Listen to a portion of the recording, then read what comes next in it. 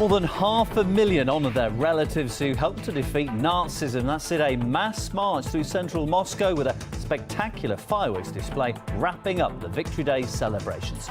Also this week,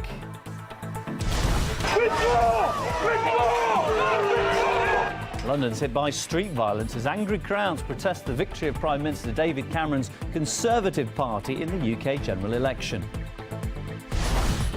And Israeli soldiers deliberately fired at civilians during last year's war in Gaza. Soldiers tell an NGO that their order was to shoot at every person they saw.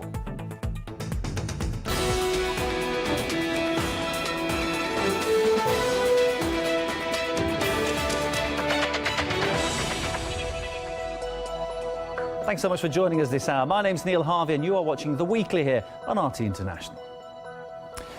Parades, marches and, of course, as well as those solemn commemoration ceremonies have been held right across Russia to mark one of the biggest and most significant dates in the calendar, the 70th anniversary of victory over Nazism.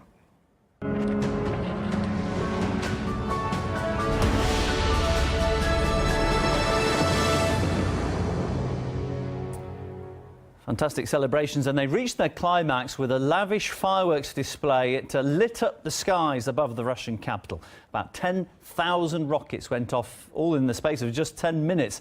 Similarly impressive displays could be seen in the skies right across the country.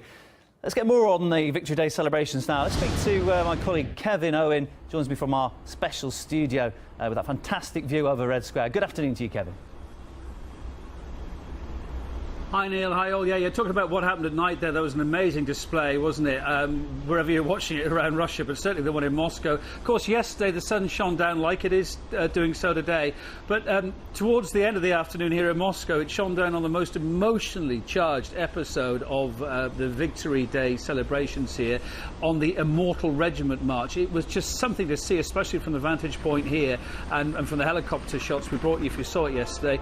A throng, that's all you could say, of people, thousands upon thousands packing Moscow streets, taking part there in this march to remember those who died. Over 500,000 were carrying portraits of their particular relatives who'd fought in the Second World War but who perished and have since passed away. The Russian President Vladimir Putin was also there, walking in the crowd with a picture of his father too. The march was extremely poignant, really moving to see, and it didn't just take place in Moscow either. Over 1,000 places across Russia joined in doing similar things too. Of course, one reason Victory Day is not just a national day but also a family holiday here is that that war left almost no Russian family untouched.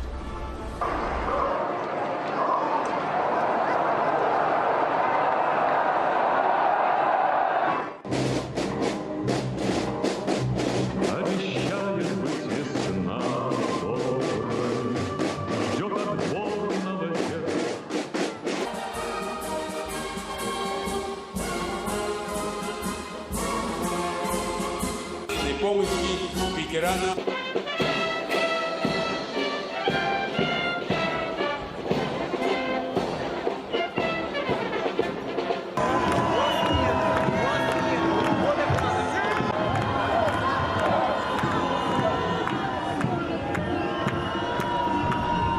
So many people took part in that across Russia. Of course, the day earlier on started with another huge display, the Victory Day celebrations, kicking off in Moscow with the traditional Red Square parade. A parade of parades it was being branded as, and it turned out that way too. The biggest, in fact, to date here in Moscow. Let's take a very brief look at some of the best moments for you.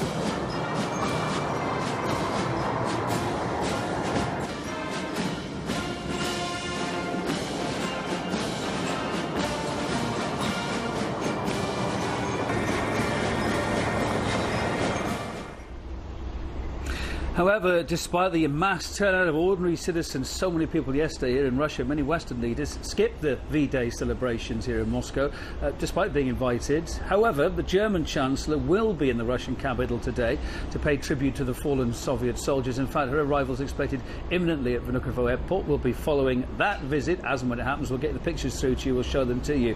For other leaders, though, chose not to attend the celebration Saturday, here are some of the excuses they made. Barack Obama said his schedule was just too tight, while the French President Francois Hollande was chairing a Caribbean climate summit, apparently. Speculation as to why various leaders chose to boycott the parade clouded much the coverage to the celebrations of all these major events here in some news outlets around the world. Covering that for us, here's RT's Gayane Chichikan. In the West, the coverage of Victory Day in Moscow is steeped in the politics of the day. The guest list drew much of the attention. Even though this was a commemoration of the past, the guest list was very much a reflection of the present. Russia marks Victory Day today, but the battle is not over for Moscow as the West boycotts the event over Ukraine. So no Western leaders there. It's meant to be a commemoration of the alliance that defeated Nazi Germany 70 years ago. But in the context of the politics today, it's very symbolic of the gap, of the distance between Russia and the West. Another focus of attention, the military hardware on display in the heart of Moscow. But it's also a show of strength, of military strength. A blunt reminder of Russia's powerful nuclear force. And journalists' conclusions. It's an opportunity for Russia to show its strength, to show that it will never be subject to an invasion like it was in the Second World War by Nazi Germany.